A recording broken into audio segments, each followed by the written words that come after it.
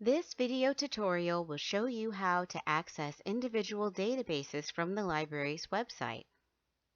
On the library's homepage, you will see a button marked Assistance and Research. Open this link and scroll down to the library's OneSearch box.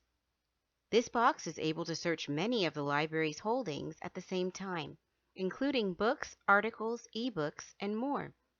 However, there are electronic holdings that are not available through this search box.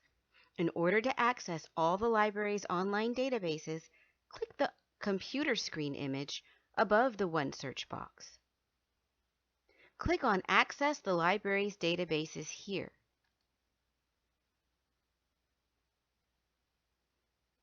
If you are off campus, you will need to log in with your Woodland Community College credentials. From here, you will have access to all of the library's electronic subscriptions.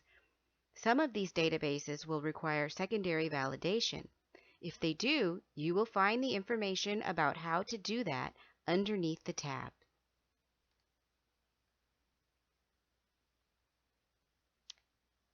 This completes this tutorial. If you have any questions, please contact the librarians at Woodland Community College.